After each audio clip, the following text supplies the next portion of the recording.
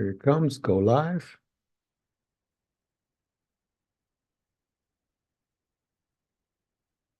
All righty then. I'm live.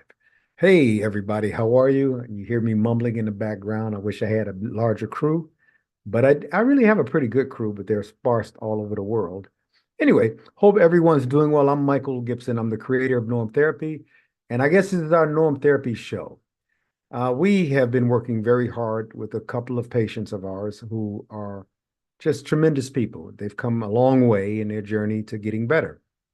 Abuse, especially forms of self-abuse or institutional abuse, and just lifelong abuses from narcissists to bullies to criminals even, people have treated them poorly in their lives. And as a result, if you're in poor circumstances, chances are something poor or bad is going to happen to you. And if you're in great circumstances, chances are something great's going to happen.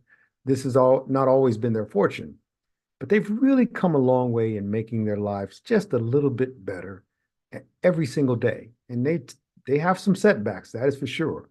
But for the most part, they have done their level best to be their best. You can't beat that on any given day. So I want to share with everybody tonight's word, I think, is vision. Vision forward. Oftentimes in our lives, we deal with such small issues. We'll end up arguing with our best friend or our wives or our sisters or brothers. We'll end up arguing with people, and for whatever reason, it doesn't even matter. For whatever reason, we'll hurt them over small things because we're looking at that thing as being our issue. But in reality, it isn't that thing. It's, for the lack of a better term, it's the collection of things over a period of time that we need to take a look at. So instead of going 0 to 60 or 0 to 100 with your reply or your reaction to something that goes on in your life that may or may not serve you, it's better to just stop and pause and think before you do anything or say anything for that matter, because these things last. Anyway, I'm going to ask Montez to come in now and be a part of our show. Hey, Montez, how are you today? Hey, how you doing? I see family and relax on your back wall, so can't beat That's that. You're right. in the right spot, you're in the right spot. Tell me something, brother. How was your week, or how was your last few days, I should say? Um, Sunday was a Super Bowl. Oh yeah, Um, your team me win. and yeah, my team won. They won, and I think Taylor Swift had a lot to do with it, Oh yeah, she riled but him up. She she riled him up. riled him up, but she motivated that man, Yes, she and did, and he that's a kicked. big thing. Yeah. Me and my wife went on a little date. We went to BW's and had dinner and had a Wow. couple drinks and watched the game. I was surrounded by a crowd that I wasn't sure about. I'm always like that when it's you understand, you know Oh what I'm yeah. saying? And Yeah, I know. I I got into Got to my get I past got that at some point. Sometimes yeah, I know I do, we man. got to get past it. And I tell you what, if I'd have been in Marion, Indiana, I bet you I wouldn't have went out to no BWs. Yeah, I know. You see what I'm saying? And so BW is that I feel wings place, right? it's the wing place, yeah. But Right. see, I've been there with my kids. Yeah, yeah, we I got love it. Ohio State University downtown though, Oh see. yeah. And so you know what the crowd looked like now. But Seb, it was some older people there too though. But Being in a predominantly white crowd is yeah, okay, yeah, but it is. you just gotta. It's not about how they feel about you. Believe it or not, I learned this the hard way. It's how you think they feel about you. That's the problem. They How may you hate my guts. I know some white folks look at me and they hate my guts, but that's just a handful of people I come across. The yeah, majority of white people, I think, no matter where you are, could care less about you. Mostly they want you to be a good citizen, like they're trying to be a good citizen. And if they're not, then you're not fooled by that kind of ruse or that kind of BS. You're not fooled by when somebody's being fake. So stop worrying about what other people think of you because, in my opinion, when you yeah, do, unless you're in a security oriented situation where you're trying to maintain vigilance and security, and you may get your ass beat, then yeah, pay attention. But yeah. chances are, most of the time, it's not like that, especially at a BW's or a game, or it just isn't that way.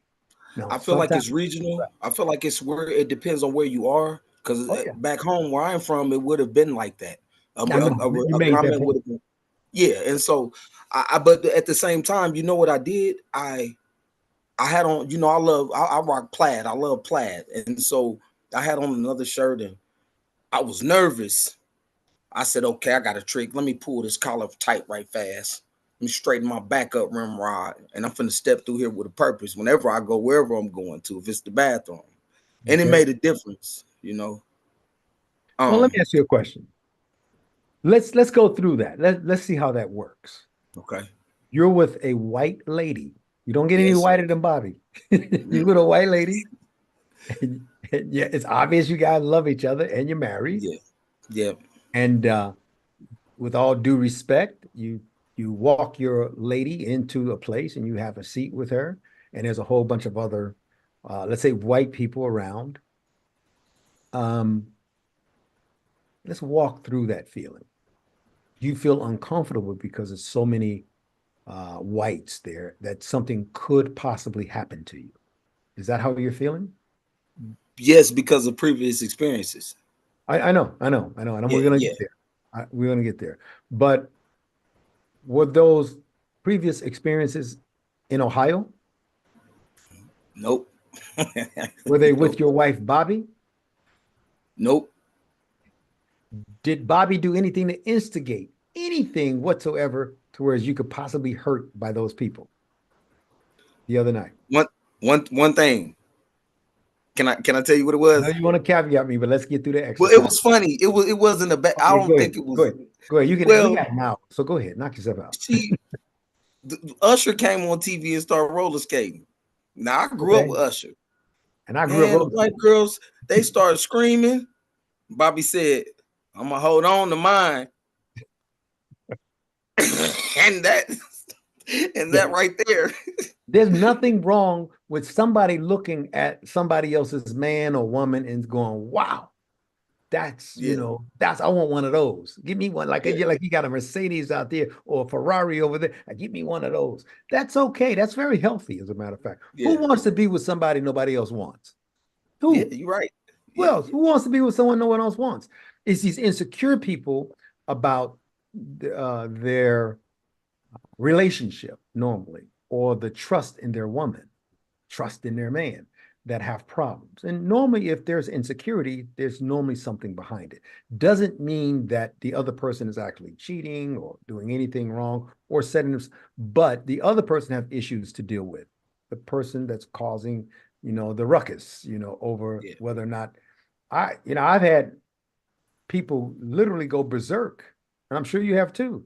Where were yeah, you looking at her and you were doing this? And when I was younger, I did that. Yeah, no, what are you doing looking at this guy and all of that? yeah, I figured the only thing a woman could do looking at another man to make me jealous, or not just jealous, or make me feel uncomfortable, is if she makes me look like an idiot. I think that's the yeah, only thing I have a problem with. The only thing I don't want to be to anyone is stupid or an idiot. I don't want to be that person. And your woman has so much power in public to either make you look that way or treat you that way and you take it, or put you in circumstances where people consider you to be such. And yeah, normally that's what I've seen a lot of women do that. I've counseled a lot of people on that over the years. But I don't think that's you and Bobby's fault. I think Bobby was saying because she's happy to be out with you and this is my man, I'm keeping mine. Everybody has their own preference, their own taste, and to each his own. And that's the yeah, way life goes. But if I have to tell you, because I've served in some really interesting posts in my life, really, really interesting people of all colors, but mostly white, especially in the military. I mean, when I joined Special Forces, I literally thought I joined because of some of the guys I knew. Remember, North Carolina, where Special Forces training, that whole, I remember yeah. I was in training, even when I was in training, I was crossing a road and this white guy in his pickup truck came Hmm. by with a brown dog in the back of his truck.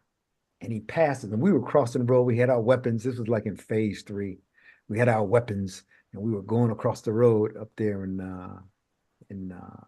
up in was it Uwari? I think it was either Uwari National Forest. We went through, and this guy says, he stopped his pickup truck and we like froze. And everybody has guns. Everyone has rifles, long rifles, shotguns, everything in the truck. And the guy says, he said it so as if he was drunk. He said, anybody, you black dogs, like that. And I'm like, I got blanks. This guy's fully loaded. He's got his gun, he got his rifle in his hand, looking right over at us. Do we just skedaddle? Because we can't shoot blanks back. We're in training. And then I listened carefully because the black in me said, I'm a black dog. But what he actually said when he repeated it was, has anybody seen my black dog? And I was like, I thought this was a racist, bigot, country boy with a rifle ready to shoot me and calling me a black dog at the same time, but that wasn't it. And had I had a live weapon, maybe I would have shot him. Maybe I would have thought I was in self-defense and shot the guy. And I would have been wrong because I preconceived notion about this man. I'm waiting for him to say black something. And he really didn't say that. He said, has anybody seen my black dog? And that stayed with me my entire life. I mean, I watch the guns in their hands. I watch the language. I watch all that. I'm very visual, situational where I am. But I learned something new that day. I learned how to know better before I did anything. And that's kept me out of a lot of trouble over the years. You have not that to worry about, really. One thing I like about racism today, and I know racism sucks, but one thing I like about it, it's pretty clear. People don't like you, they tell you. They let you know right up to your face these days. It's not like in the 60s and 70s when everybody was quiet about it and the no niggers allowed or the no Negroes allowed or no blacks allowed sign came down, but the whole thought of you still not getting in here, you're still not drinking off of this faucet. So it kind of went into hiding this whole racism thing. And then all of a sudden in the 90s, on through the, especially during the emergence of rap music and its crossover to all of the genres of music, as well as popular different sects of people in our society subscribe to rap music. And one of the only thing I really liked about rap music in the beginning was it just denoted a different sense of strength from Black people. It was a Black genre thing. And then, of course, Eminem came along. Him and 50 Cent just killed it, both of them, And so I like them all. And then you got Tupac. He like a living legend when he was alive, and Biggie and all these guys, it influenced America. It made people say, okay, you're a nigga.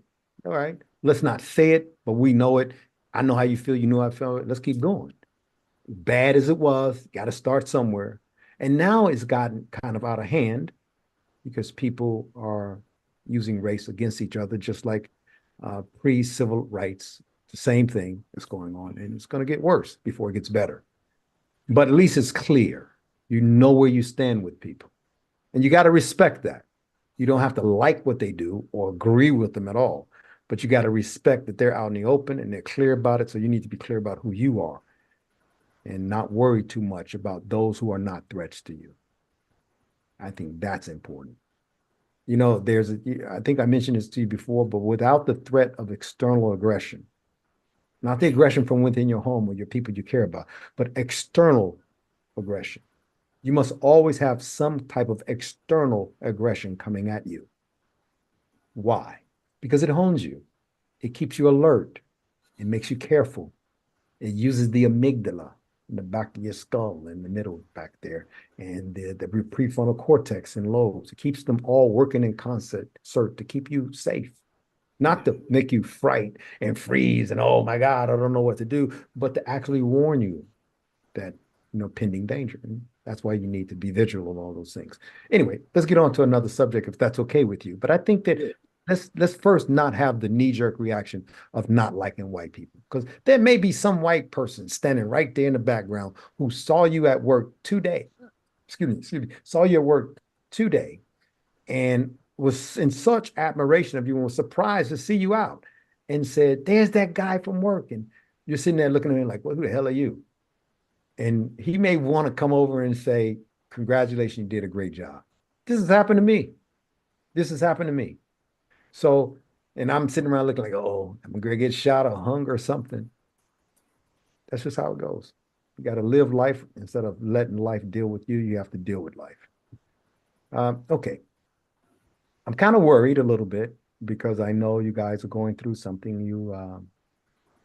You're having to take the burden of everything on your shoulder for a while, I'm thinking. And is that something you like doing? Yeah. Yeah, Tell us, it is. tell us about it. Tell us about it. What is, Well, from the time I was a little boy, I can remember 88, 87, and it being Christmas time, and my grandma coming from Chicago, 46 in Wabash, and yeah, low end. back in She the come, day? yeah, and she would bring us these yo-yos that light up when you roll them. Old Yeah. stuff. I had got a My Buddy and Was it Duncan Yo-Yo? What was it? something Duncan? like that. Yeah, Yeah, but yeah. I looked up Red, and I said, green, blue, lights up. yeah, It's the blue and the got red it. together. Yeah, Yeah, I remember and those. I see my grandma. She was watching over us, and this wasn't my great grandmama. This was my mama's mom, and I wasn't used to seeing her as often, because I'm from Indiana. They was in Chicago. Only time I go there is when I was in trouble, and then I Okay. go there and go to the Audi home. You know what I'm saying? Um, but my You know, grandma was sitting. She was sitting there, and she didn't have no gifts or nothing. And I said, Grandma, well, your gift says, she said, oh, baby, I don't need nothing. And she got me a Bernstein Bears book. And I Bears. wouldn't got that. Yeah, I would have got that book and I gave it to my grandma. And 37, 38 years later, my mom pulled the book out after my grandma dead and gone. She pulled the book out on me. And I'm like, dang. So I said that to say that all my life, man, I've always been selfless. And I say that with humility. I've always been I've never thought about me. I've thrown myself in front of bullets. I've thrown myself, you know what I'm saying? And so Oh, yeah. I'm a protector and a provider. And will it make it a little hard because of the income situation? Yeah, it will. But guess what? I make enough, and guess what else? I'm willing and I love them. And so yeah, I'm cool. Let's work, Stepping up to let's the plate. reverse. Yeah. Good. I feel good. I feel good now. Well, your experience you're going through, experiential knowledge is everything. It really is, Montez. Yeah. You can go to schools, go to university, get 12 masters and 4 PhDs, and can be dry as toast and just as ineffective as the next person. But living life to its fullest and using your experiential knowledge in everything you do grants you just a little bit of an edge over people who rely on education other than their experience. Yeah. You're not always rewarded for it, but definitely it lends for a better situation for you because you have the experiences. Um, a lot of good things are coming up for norm therapy and arrow in the future. And I'm, of course, always want you and Bobby to be a part of that. And we'll talk more about that as we proceed and move on with this. But I'm glad to hear that you're ready to step up to the plate. Not that you ever weren't ready, but at least in a setting where you're not doing anything wrong. You're Yeah. not in any kind of circumstance where the police are coming at you, and you're on your own merit and your own intelligence, your own study regimen, your own licensing capability. Are you afraid to take tests? I'm ready. I tell them to come on. I love tests Good. because I mean I worked hard, man, to learn the things that I had to learn. And at 40, most people my age, where I'm from, don't know anything. I'm sorry, I'm not one of them. You know It's what I'm okay. saying? And It's okay yeah, that you recognize that. A lot of times people think that the peers who they have from way back when are equal to them. And how can that be if you're looking back in life at someone who may or may not serve you? A lot of people consider those people their peers, and they end up in their own past all the time because that's with whom they're comparing themselves. You're yeah, not doing that, obviously, and that's a good thing. Look forward to something and not behind, and that's good. So, as the breadwinner and also the head of your family, and also in a great mood and yeah, loving your wife and yeah. enjoying your household, and came home to what tonight? Tell us. What did you come Some home to when you got into a ministry? pot of chili, some Ah, cornbread, and a clean house. there you go. And say, that was a test, believe it or not. Sometimes the universe just give you tests. And the test is with the person demanding something of you that you do, actually do it themselves. And she did. Yeah, So that means there's something behind her request other than complaining. It's like it should be a policy. If we're both busy, we both work on it. And if one of yeah, us is busy and the other one isn't, we take up the slack. I think that yeah, should be the only slack. I mean, the only, not slack, but the only policy when in regards to that. But nowadays, not that you and Bobby live in this kind of environment, but from what I've seen of young people today, I'm appalled. Nobody wants to cook. Nobody wants to clean. No one wants to do yeah, anything. You can't tell me to do this. Give me some money, but I don't have to do anything but be pretty and all that. It's sickening to see that. And yeah. there's, you can, I know. And, it's sickening. And then you get into a place where um, you look at these people and you say to yourself, where did discipline go? Where did a righteous conversation go? Where does fairness go? Where does respect go? Where does any of this go nowadays? You don't know where to put it because people can't hear you. Um, Tell me something before we go into anything else. How is your new job? I mean, how is it? What is the work like? Well, the work like is that I'm dealing with people who have are dealing with addiction recovery and mental health um, disorders. Okay. And so what it's like first and foremost is people that I identify with, which makes it even more better for me. Because I don't know nothing but that, but streets and where Hmm. those type of things happen. Well, I didn't know nothing before that. Now I know Bobby Tubbs, the priest. Um, There you go. but There you go. There you go. There yeah, we it's you see a lot of people who need help. I learned today that in the area code 43222, which is downtown West Side Columbus, Ohio, they have Give the me zip highest. code, area code, zip code, It's area. the zip code Okay. Okay. four What three happened? two two two. Okay. They have the highest death rate in the state on that side of town. Wow. Didn't know that. And we talk about over Cleveland and over Cincinnati. Columbus is bigger than Cleveland and Cincinnati. And so Tell me what's the leading cause of death? Is it drugs? it's a plethora, it's an assortment of things, but I think it is drugs outside of like drive-by shootings and stuff because they Okay. get wild here. You know what I'm saying? A lot of people don't know that this city's up and coming and it's Mhm. almost 1 million people now. So it's like Indianapolis, you know what I'm saying? Yeah. And It's getting yeah, more and more dense. yeah. I see it's like something like 20,000 abandoned houses where they do drugs and stuff at. And so these are I grew up around this type of stuff, and these are the people that I gotta help now, help find resources, help make sure that they're in compliance with the goal plans and things of that nature. You know what I'm saying?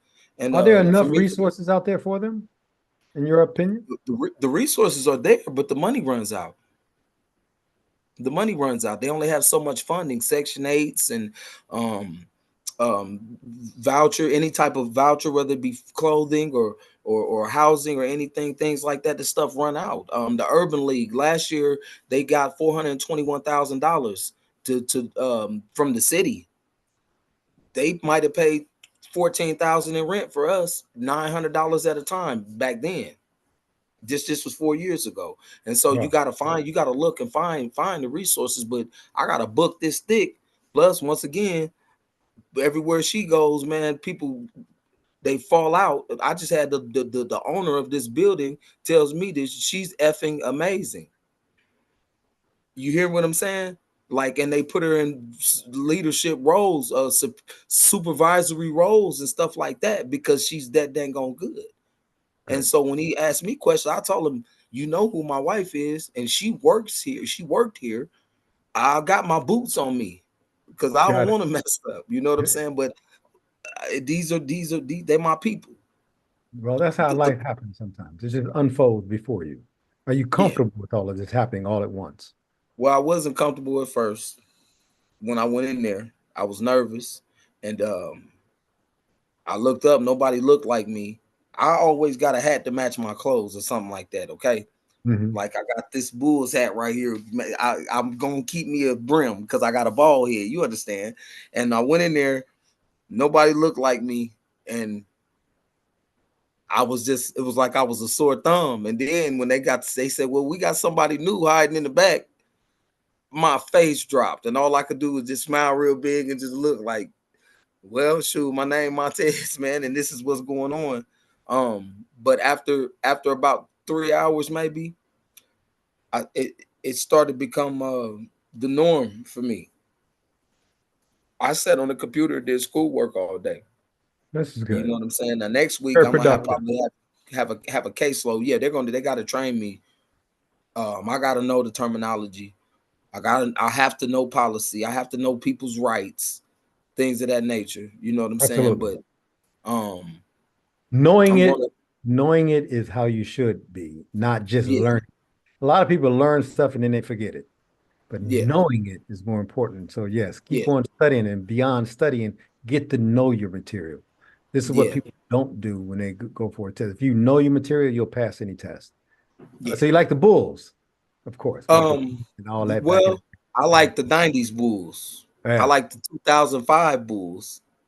If I told Uh, you something, would you believe me? what? Uh, I'm at this party in Atlanta, and Dominique Wilkins was a friend of mine with the Really? Hawks. Him and Ramil Robinson were good friends, Yeah, and his brother, Neek's brother.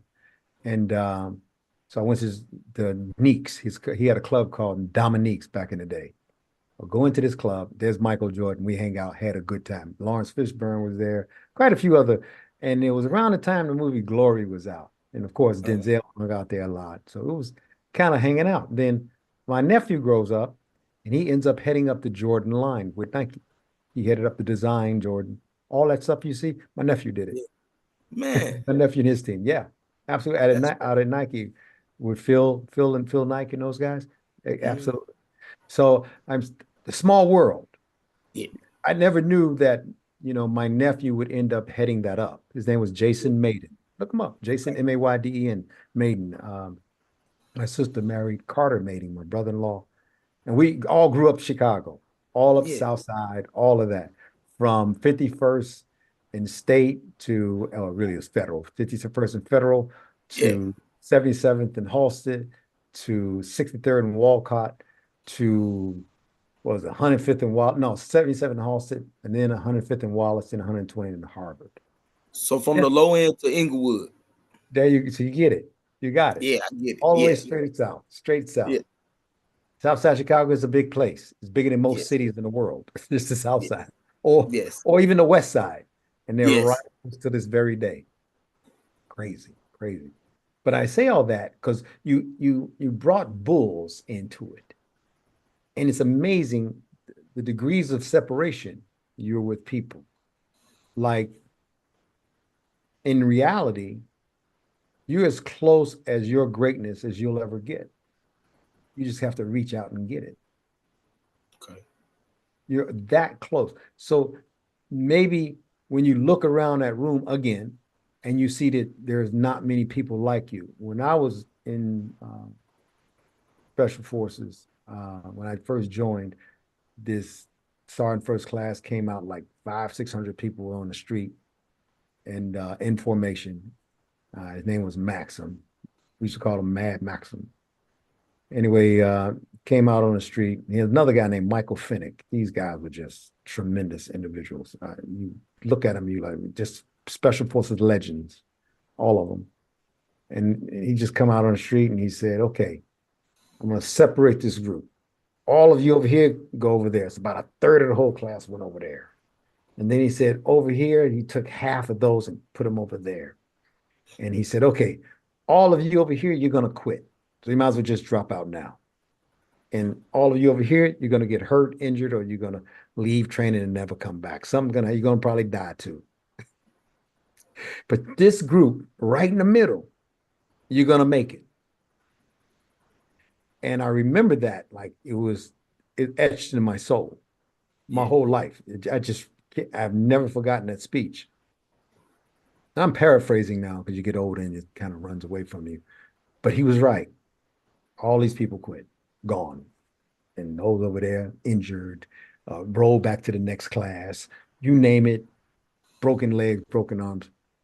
And the moral of the story is that the person with the experience to know what he said to become true and the average understanding of how the outcomes go, you should listen to. You've been there on the other side of the table where people are hurt right now.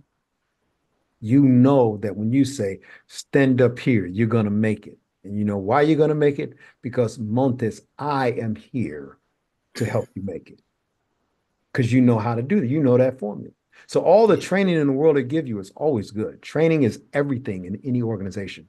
It doesn't matter. If you don't have a good training program in your organization, your company will fail or they are failing. But training is everything. And you're being trained right now.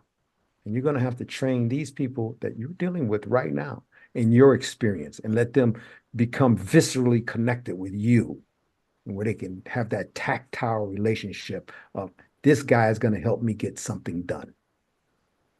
I think that's important that you know that that's the flagship you ride on now. People are going to look at you like that because you've been there, done that. You own not the t-shirt, but the t-shirt printing company. You Yeah. own the company. And that helps. That helps a lot. It's not only a plus for helping them, but it's also a deterrence for them not to want to go backwards because they know somebody who's been there and is not there anymore, and they want to be that person that from whom to emulate. And that's what people will look for you for is a point of emulation. Anyway, Yeah. we can talk more and more about that over time. Tell me what's on your heart right now. Just tell me what is on your heart. Uh, right now I'm just thinking about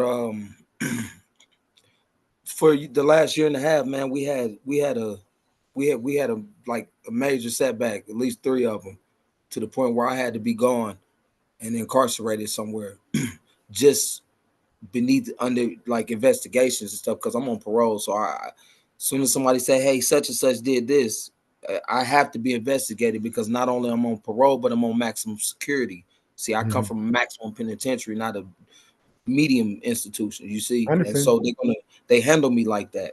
Um, but where my head is at, um, me and Bobby, man, we used to get on airplanes and going places. We used to have renting a big Airbnb every in the mountains somewhere every other weekend. Or we used to being who outgoing people. You know what I'm Social, saying? social. Yeah, and from Cincinnati all the way to Florida, Tampa Bay, Florida, like for real, like and I never done none of that. I hustled in the streets for years, man. I never once thought about getting on an airplane and going to the beach. I didn't want to go to no beach. I'm going to St. Louis. I'm going to the Air Force Ones, and because this was my time. I was only 19 in Mhm. 2002. You know what I'm saying? Yeah. And so I want to get. I'm my goal is to financially put us back to where we used to be in at, and finances don't bring happiness by any stretch Not of the ever. imagination at all. No. Let me just say that it doesn't bring happiness, but it enhances your state of happiness a great deal. Money, okay, for the lack of a lie, let me tell the truth. Money does make you happy. It really Yeah, does. It yeah, is but money is just a metaphor for access. It's a okay, metaphor for access. And of course, access to whatever you want will bring happiness. It's when people don't understand themselves that money ruins them.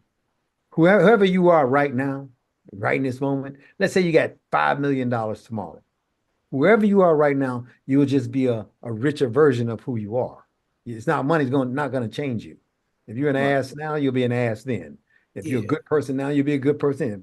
If you're benevolent, you like helping people, you will still continue to do that. But if you're stingy and greedy and uncaring, you will be that too.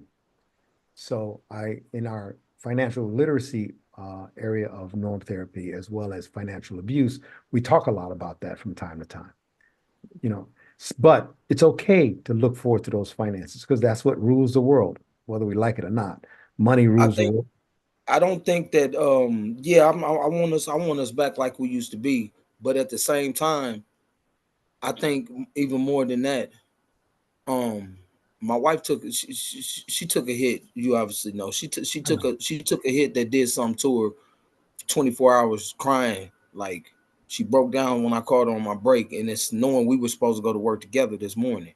Hmm. Okay, so what I want to do is I want to alleviate some of the pressure, some of the weight, because see, I've been rotating in and out of Columbus the last 4 years now, and the whole time I was running from parole, the whole time I wasn't supposed. I didn't do nothing wrong, and I came to Columbus, and I got out here and I started hustling. I started washing cars and semi. Man, I climbed up on a semi with a bucket of water and a rag on top of a semi. That gave me $400. I said, I'm getting up there, get this money, and I was out there all in the cold, November, Do what and you the got to whole do, time. bro.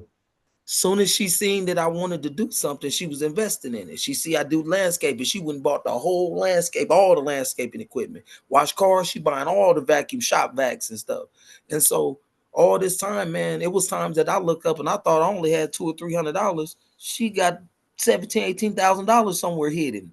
You see what I'm saying? Women can From do that. Women can do right. And I looked at my cash app and she had sent me over like a couple of months, like $12,000. You see what I'm saying? And I'm thinking to myself, man, what was I doing with all this thing on money? Oh, I had a mouthful of gold teeth, Mhm. Jordans. You understand? Wasting You know, money, wasting money. But go ahead. wasting.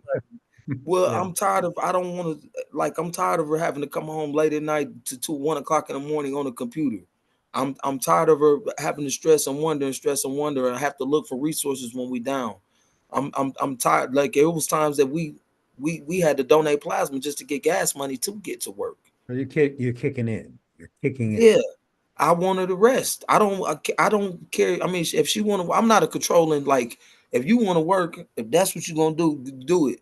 But I'd rather see her just get it Take a back break. into with your get in tune with your home. We got some big old dogs. She love them dogs. Probably kill you about them dogs. Probably. Yeah, her They're kids. family. They're family. Yeah, and they Yeah. are. And I just rather see her just resting. I'm gonna do what I gotta do. I promise I am. Cause I don't like to be broke. I don't like to not look good. My head not if this joker ain't shining, I ain't leaving the house. You see what I'm saying? I can dig it. Right. Right. So I just want to see her just lose some of that pressure up off of her, man. If you just want to go to school, we always in school somewhere. If you just want to go to school and just sit down, like just do whatever it is that pleases you. And that's right now, that's what I think was the most on my mind. When There will she be a when she lot for you guys to do in the future by way of norm therapy. We're going to talk more about that in the future. yeah, Um, people with you and Bobby's kind of experience are hard to come by who's smart about what they're trying to get done in life. yeah, But sometimes remember, I'm gonna wait for Bobby's session to go into deeper, but circumstances, whatever kind of circumstances you put yourself in, if you put yourself in great circumstances, chances are your outcomes are going to be great. If you put yourself in poor circumstances or terrible circumstances, chances are your outcomes are going to be poor or terrible. yeah, Circumstances will always dictate the outcome of every situation you ever find yourself in, the circumstances you're in.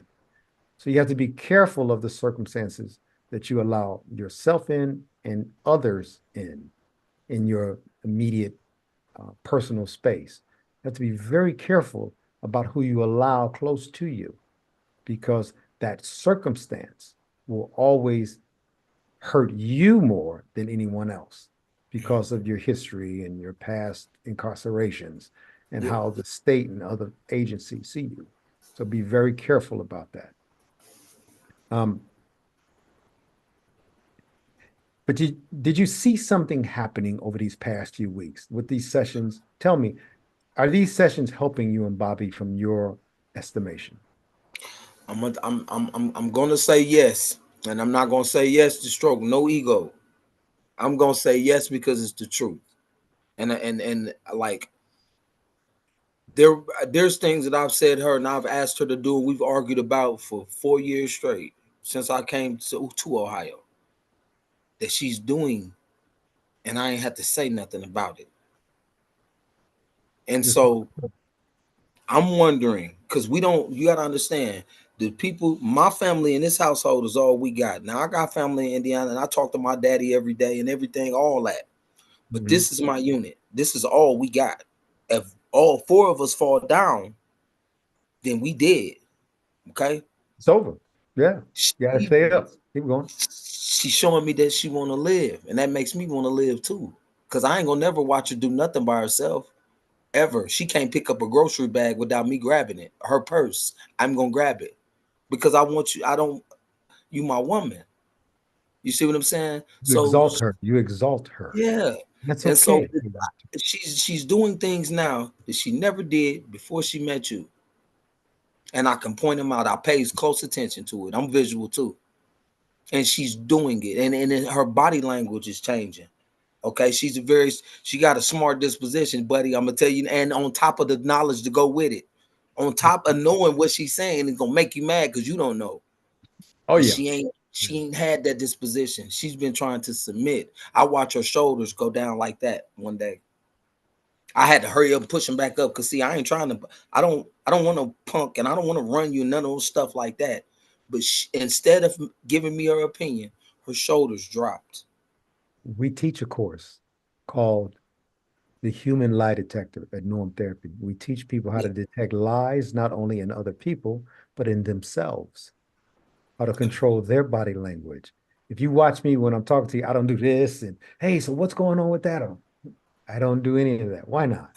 Because I've trained that out of me over the years and I've learned how to detect a lot of things. And I know when people are saying things and they really mean it, but they're not there yet. Body language will speak to you to that. We teach eye contact. We teach so many different things, how the threat centers work in your brain. Bobby's good at it. That's one of the things I can tell you. She's very good at detecting, how to diffuse a situation. Because these yeah, skills, some people just poke their chest out because they want to be perceived as bigger and badder than the next guy or the girl. Bobby can see right through all of that. And I think you can too. And I think if you're properly trained, I think you'd be a guru at it, to be very sincere, because you are accustomed to listening to BS and you know the difference between reality and BS. You just do. It's inherent to you and Bobby.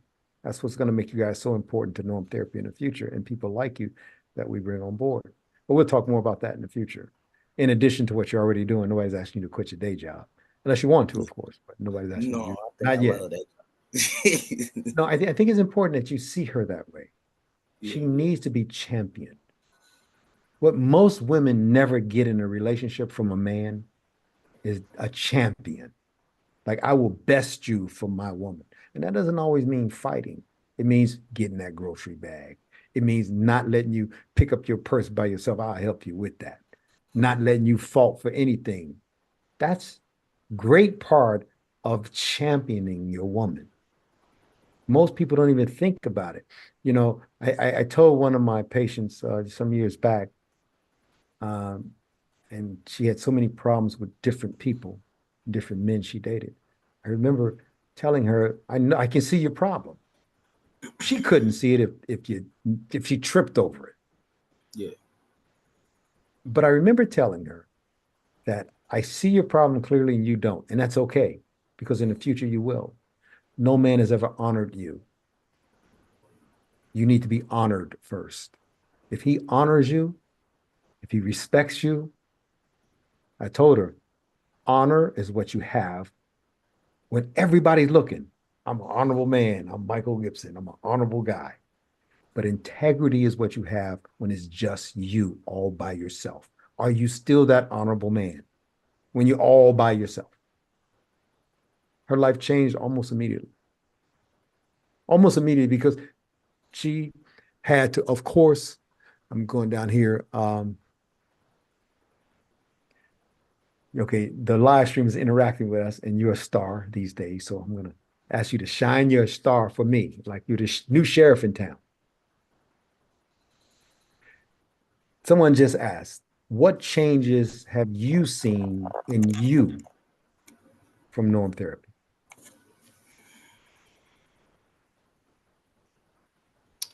Okay, so I'm impulsive. And that's just being honest. I have a very No, impulsive. no, really? Okay. Hey man, yeah, Tell us something we don't know. Go ahead. I'll think about it and I'll do it. I don't do that these days. Um, have I had problems in the last 3 months since I've been back to Ohio, free and clear? Yes, I have. But they were never problems that they were like before, even before you came around. But while you've been here, you've refined what I've learned. Okay. And I know that look, man, jail is my reality. It sits in my horizon every move that I make. And every time that something go wrong that I don't like and I know how I want to respond, I don't, because I think about that jail cell that's waiting on me with the lights on. And so I'm not as impulsive anymore. I think I see that in myself. And I like to be humble while saying that, but I can't say it no other way. I don't respond in the ways that I used to respond anymore. I'm keeping my hands stay to myself. I don't want to go to jail, and I don't belong in jail. I'm not doing anything to be in jail. And the people, I'm not as impulsive anymore. That And I I think think that lack matters, of impulsiveness is good.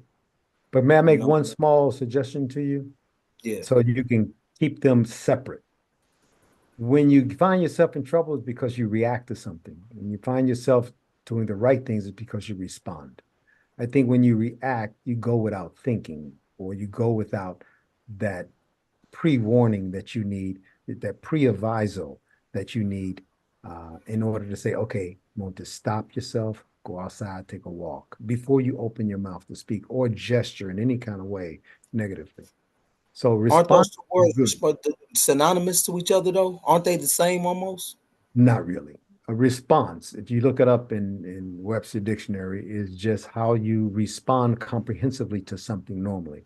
A response is a comprehensive reply to something normally, and it's normally filled with uh, different kinds of understandings of whatever it is you're dealing with.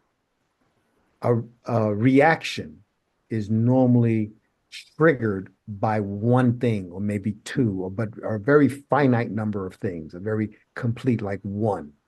So when you react to something, somebody steps on your brand new shoes. Now we're from Chicago and Midwest, we know. Somebody steps on your Jordans. Your reaction is to whoop his ass. But your response should be that, hey, everybody steps on somebody's foot at some time. He just happened to step on a $500 pair of shoes, without wanting to kill him or shoot him or hurt him or denigrate him or put him down. And I'm sure Yeah. there's a lot of people have been reacted upon in life, hey, give me your wallet. I don't have any money in my wallet. Okay, boom, boom. Then they shoot him twice in the head because he didn't have any money. Their reaction was to shoot him, Yes. but they could have responded by just letting him go and figuring he didn't have any money and go to the next person they want to rob if that's what they were doing. And I'm saying all that in this context for a reason, because when you respond, you're actually giving yourself a line of delineation more than that 2D flat thinking process. You're thinking in a multiplicity of dimensions when you respond because you're giving him the benefit of doubt, yourself the benefit of doubt, you're giving explanation and rise to understandings in that response, and you're giving pause. You're saying, I'm going to pause for a minute and I'm going to make a better decision because I get to think about it. Even if he made me look like a punk, even if he whatever was trying to instigate something, even if she wanted to denigrate or emasculate me, I'm going to look for a better response to that. That's the response. And that's what I teach people to do at norm therapy, to respond to things and never react. Now, if somebody starts shooting, you should react. You should get down, find some cover, not concealment. Concealment is good, but cover. Find some cover, Yeah. something that will stop a bullet. Yeah. And so, those kinds of things you have to teach, you have to be trained for it. Those kinds of reactions, axiomatic, automatic, or not, It doesn't matter. You have to be trained for those types of responses. And you should train yourself and your family. Hey, this is what happens if a fire breaks out. We got this ladder we toss out the window. What happens if, we get a home invasion? Where are the guns and what do we do and who does what? If you're not training your family in that, then they're going to fail miserably if any of those things ever happen. And there's a list of things that happen like that. So I'm saying all this to say to you that respond to everything except for uh, acts of violence and danger that gets into your space. And we can go down that list another time, but there's definitely times when you need to react. But you need to react in such the fashion that you're trained to deal with that circumstance and you've been receiving training and not just, willy-nilly go for it because that's how you get hurt. So try to respond and always bring your A game. Like right now, what somebody's asking about your self-esteem in the audience. What is life right now doing for your self-esteem? Being the head of the household, being the man, making things happen and looking forward, vision forward for the family. What is that doing for your self-esteem? I feel like I've jumped into a spring of liquid gold. And I feel that way because I've been sitting on this couch. I've been cleaning and cooking for months, and I've not gotten an opportunity. And I look up and they tell me, hey, you're a case manager.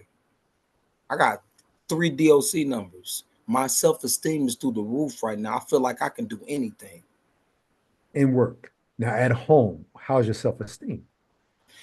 It carries over. Okay, tell us about it. Well, Bobby kept saying it. I wasn't trying to hear it, but it's the truth.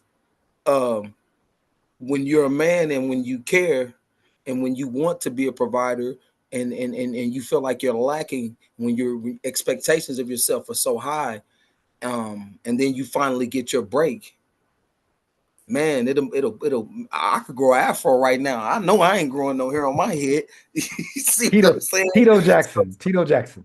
And so the work made home different because I know I got something to do at 4 o'clock in the morning. I'll be up. I know that I got something to do, and what's in this house is motivating me to do that.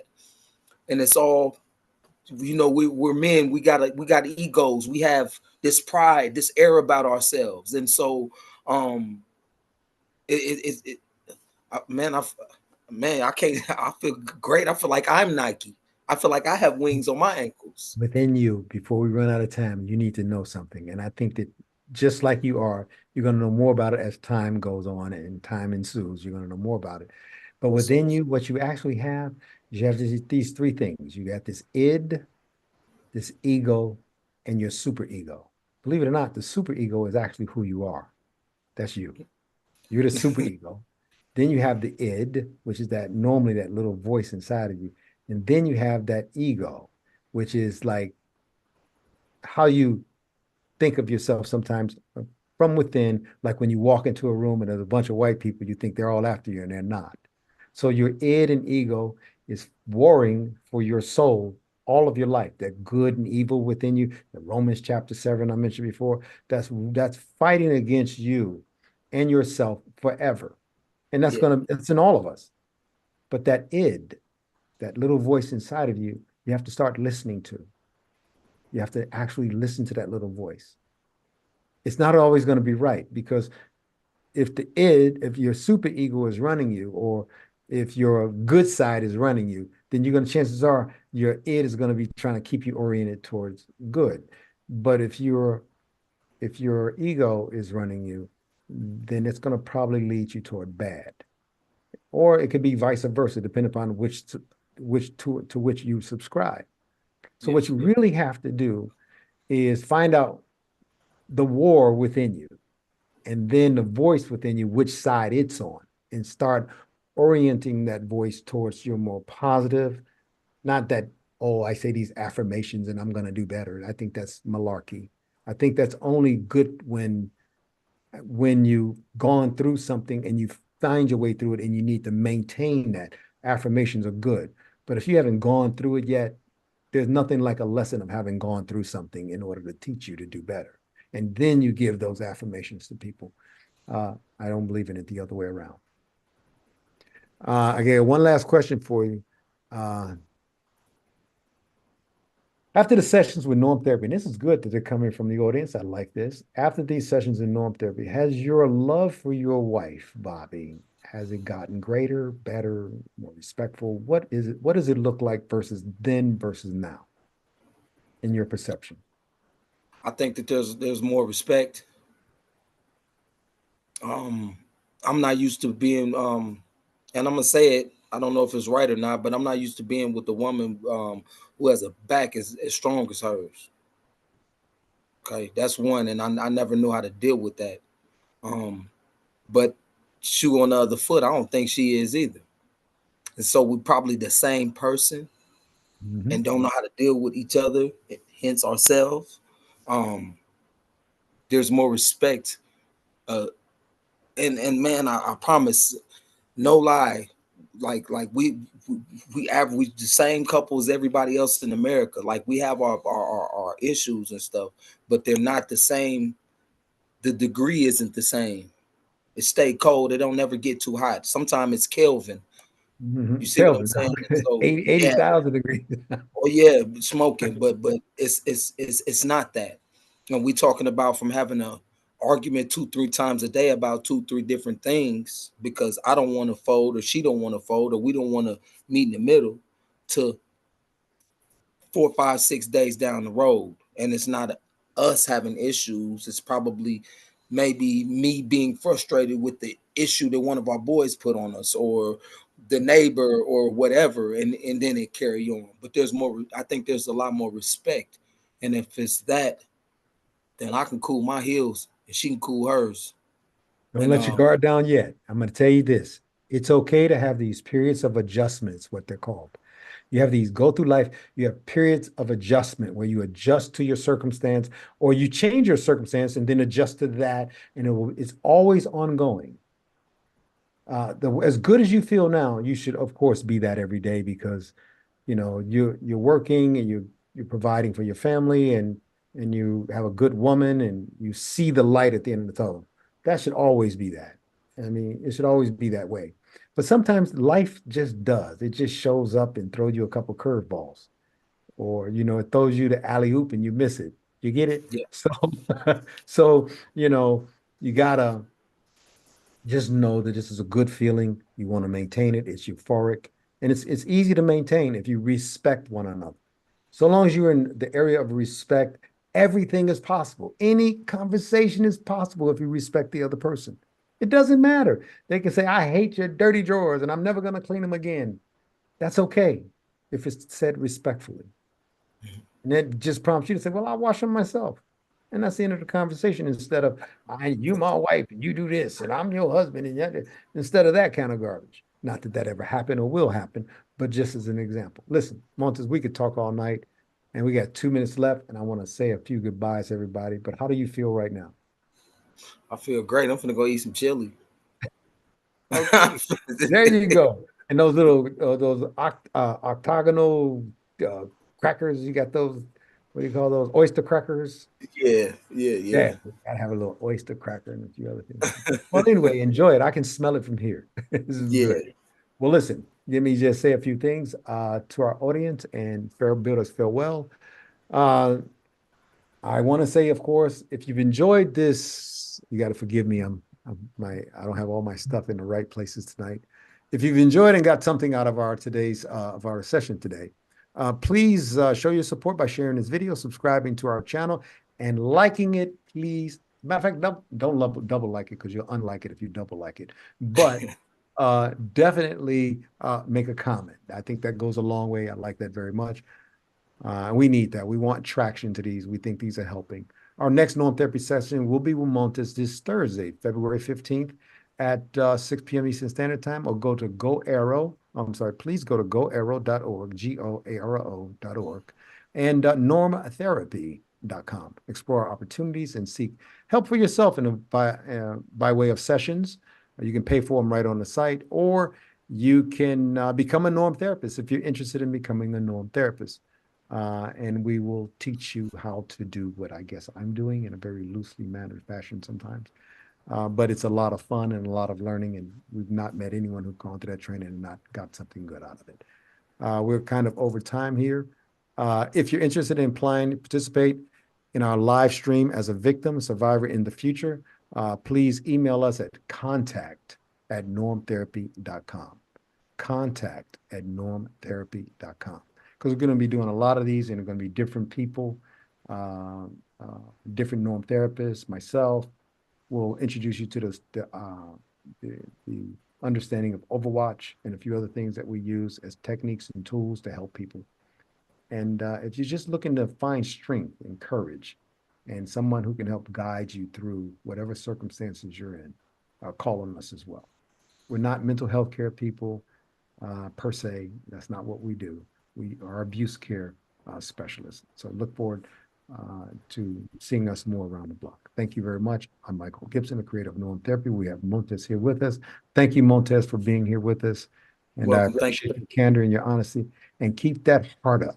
Keep your heart in the right place. You know, so long as your heart is in the right place, I think all things are possible. And it seems like yours is. So I look forward to talking to you in a couple of days. Okay. All right, man. You take care. All right, brother. Talk to you soon. Say hello to Yep, Bobby. I Talk will. Bye bye.